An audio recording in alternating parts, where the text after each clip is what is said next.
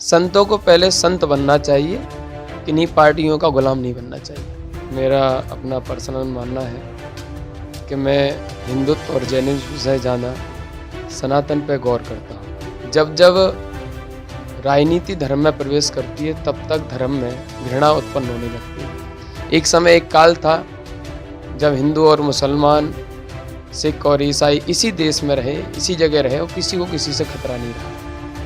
आज खतरे हैं, पता नहीं जाने क्यों।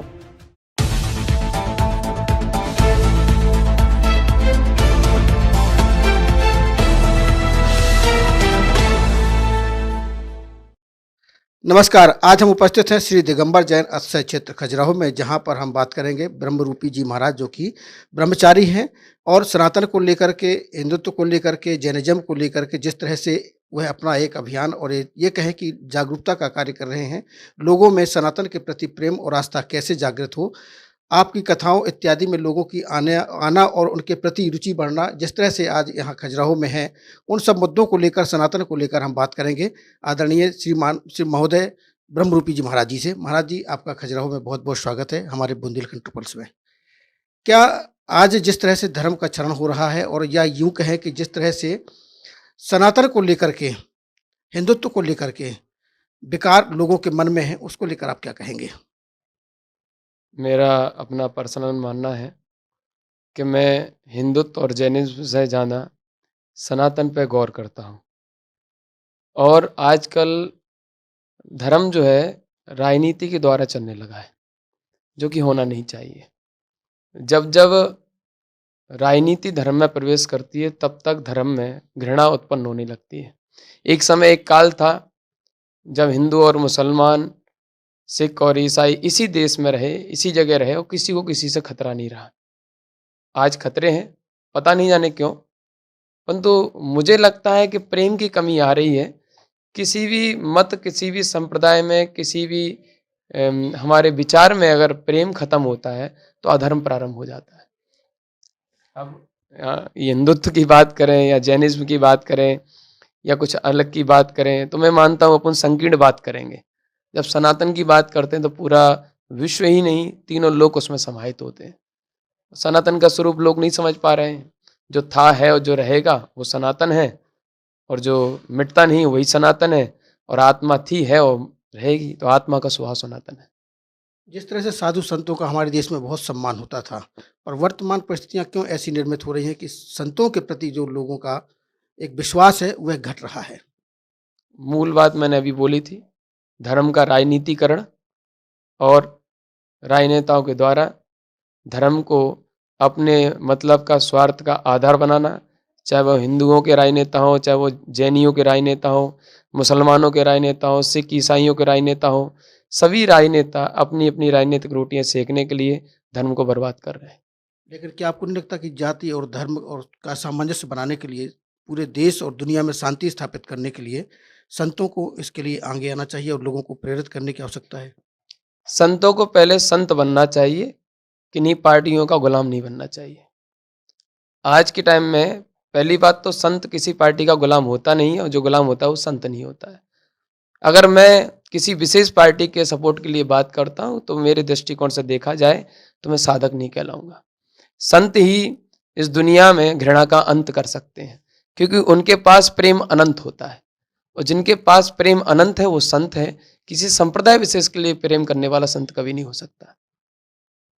लेकिन जिस तरह से धर्म का क्षरण हो रहा है, चाहे जिस धर्म में देखें आप, जिस तरह से जाति और धर्म को लेकर के वर्तमान परिस्थितियां निर्मित हो रही हैं, वह क्या चिंता का विषय नहीं है आने वाले और समय में भी? हाँ, ये बहुत अच्छी बात है, चिंता का विषय है। और ऐसा नहीं है बहुत ज़्यादा है। अब इसके लिए चिंता समाज के उन व्यक्तियों को करनी चाहिए जो व्यक्ति राजनीति से परे हैं और हर मत मतांतर में सामंजस्य बनाने के लिए आगे आ रहे हैं। ये उनके लिए चिंता का विषय है। उनके लिए कतई नहीं है जो अपने अपने मतों को आगे बढ़ाना चाहते हैं। ये उनके लिए चिंता का विषय है जो मानवता को बचाना चाहते हैं। और वही सच्चे साधक कहलाते हैं, जो सिर्फ हर व्यक्ति के अंदर ये देखें कि दूसरी जाति का, दूसरी समाज का व्यक्ति हमारे पास बैठ के छोटा या नीचा महसूस ना करे, या ये फील ना करे कि हम दूसरी समाज से हैं, दूसरे धर्म से हैं।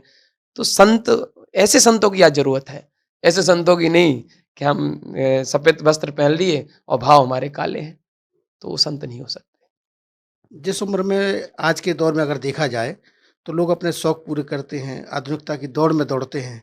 लेकिन आप संत का ये भेष बना कर के आखिर आपका आपकी प्रेरित करने वाले कौन थे और कैसे आपकी आपकी प्रेरणा जागृत हुई कि आप इस रूप में आए? जीवन में कई ऐसे पल आते हैं, जब समझ में आता है कि सत्य क्या है। आपने जो बात की, मेरा जीवन भी वैसे ही रहा है। कोई ऐसी कमी नहीं रही आज के युवाओं की तरह हर क्रियाओं से गुज़रे हुए हैं। परंतु मेरे जीवन में घटना घटित 20 सितंबर 2017 को हरिद्वार में हुई, जिस घटना ने पूरे जीवन को बदल दिया। हर की पौड़ी पे खड़े होकर मुझे अपने पूर्व जन्मों की यादें आना, ये मेरे साथ घटना घटित हुई। अब मैं इन चीज़ों को ज़्यादा हाइलाइट नहीं करता हूँ चूँकि, परंतु यही सत्य है कि मुझे अपनी पूर्व की स्मरण आया कि नहीं, अपनी आत्मा भी कुछ होती है, नहीं तो आत्मा को कभी समझता ही नहीं था कहाँ की आत्मा और कहाँ के परमात्मा। तो ये उस समय की बात है जब कुछ पूर्व की स्मृतियाँ और जीवन में कुछ ऐसे सामने आना कि जो हमें यादें वो जस्टिफ़ाई की तो क्लियर हुआ। तो फिर इस मार्ग पे निकले। फिर दिगंबराचार्य, गणाचार्य गुरुवर विराग सागर जी महामुनराज, उनको जब मैं मिला तो उनसे मैंने कहा कि मुझे दिगंबर मुनि को गुरु बनाना है, क्योंकि दिगंबर मुद्रा परम श्रेष्ठ मुद्रा है, जहाँ किसी भी प्रकार के राग द्वेष नहीं है। तो राग द्वेष से रहित जो है वो गुरु है, उनको ही मानना सर्वोत्कृष्ट। और वो संत है, वो किसी एक समाज और जाति की बात नहीं करते, वो सिर्फ और सिर्फ सनातन जो था है और जो रहेगा उसकी बात करते हैं। और सनातन जैन धर्म नहीं, हिंदू धर्म नहीं, मुस्लिम सिख ईसाई धर्म नहीं, ये सभी की जो रूपरेखा है वो सनातन है। हिंदुत्व और जैनिज़्म को लेकर के आप क्या कहना चाहेंगे? ख़ास तौर से सनातन में जिस तरह से आप पैदा हुए और आपने गुरु दीक्षा ली जैन मुनि से। हाँ, क्योंकि आपका दृष्टिकोण एक पत्रकार के दृष्टिकोण से और आज के दृष्टिकोण से है। ये आपका मानना है कि मैंने जैन मुनि से दीक्षा ली है, या कई लोगों को मानना है कि मेरा जन्म हिंदू में हुआ था। नहीं, मेरा जन्म सनातन परंपरा में हुआ था। मैंने सनातन श्रवण परंपरा के आधार पे ही दिगंबरत्व को अपने लिए स्वीकार किया और दिगंबर साधु को गुरु बनाया। और इसका वर्णन भगवत पुराण में भी मिलता है, मनुस्मृति में भी मिलता है, अपन विष्णु पुराण देखेंगे वहाँ मिलता है, गीता में कहा गया है। गीता में कर्मयोग अध्याय में श्लोक 56 नंबर वाला श्लोक है, उसमें कहा गया है वीतरागम परम धर्म, जो सुख में सुखी नहीं, दुख में दुखी नहीं, वही ज्ञानी है और उनको ही गुरु बनाना श्रेष्ठ कार्य है। तो मैंने कहा जैनिज्म, कहा हिंदुज्म, ये जैनियों की दृष्टि हो सकती है, हिंदुओं की दृष्टि हो सकती है, मेरी दृष्टि ये नहीं है। मतलब सनातन धर्म को आप हिंदुइज़्म हो या जैनिज़्म हो या बुद्धिज़्म हो, ये सब एक इन्हीं की शाखाएँ मानते हैं आप। हाँ, मैं ये मानता हूँ कि सनातन वो है जहाँ पर किसी भी प्रकाश का कभी कोई ह्रास ना हो। तत्व ज्ञान से देखा जाए तो आत्मा सनातन है और आत्मा को जानने वाला ही सनातनी है।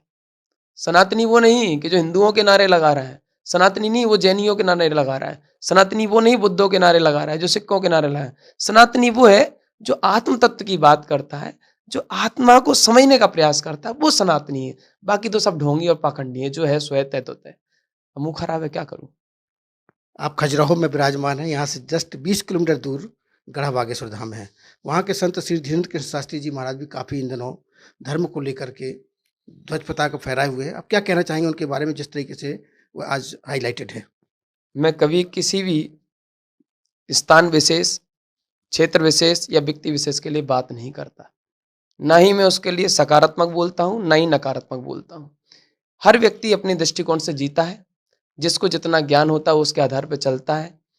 मुझे किसी का समर्थन और विरोध करने की आवश्यकता नहीं है, क्योंकि व्यक्ति के विचार अपने आप में भरपूर होते हैं।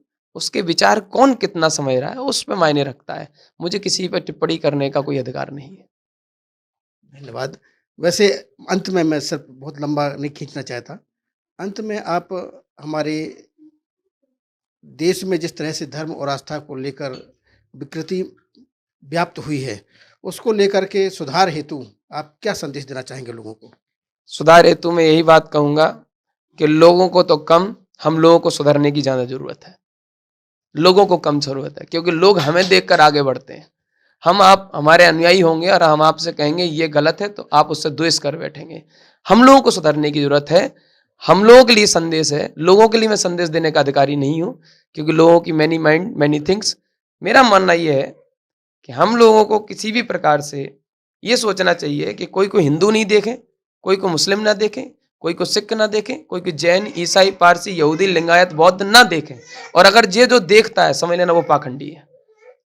सनातन का बात करने वाला वो नहीं होगा। जो हिंदू, मुस्लिम, सिख, ईसाई, जैन, पारसी, यहूदी, लिंगायत, बौद्ध इत्यादि में भेदभाव करता है, वो महावीर का नहीं हो सकता, वो राम का नहीं हो सकता, वो ना मोहम्मद का होगा, ना वो यीशु का होगा, ना गुरु नानक की जी का होगा। कि महापुरुष महाविचार वाले होते हैं, सूक्ष्म विचार वाले। तो ये थे हमारे बीच ब्रह्मचारी ब्रह्मरूपी जी महाराज, जिनके द्वारा आज हमने धर्म और आस्था को लेकर के बात की। वैसे भी हमारा देश आस्था और विश्वास का देश है। कब सड़क किनारे पड़ा एक पत्थर भगवान बन जाए और कब एक मिठाई की दुकान का साधारण सा मिठाई भी प्रसाद बन जाए, कुछ कहा नहीं जा सकता। ऐसे ही इस देश में विभिन्न विसंगतियां हैं, विभिन्न धर्म हैं और लोगों की अपनी अपनी सोच है। इन सभी मुद्दों को लेकर हमने आज ब्रह्मचारी ब्रह्मरूपी जी महाराज से बात की। अब तक के लिए, अभी तक ये हमारे बीच थे। आगे फिर हम किसी शख्सियत के साथ उपस्थित होंगे। तब तक के लिए मैं खजुराहो से राजीव शुक्ला, नमस्कार।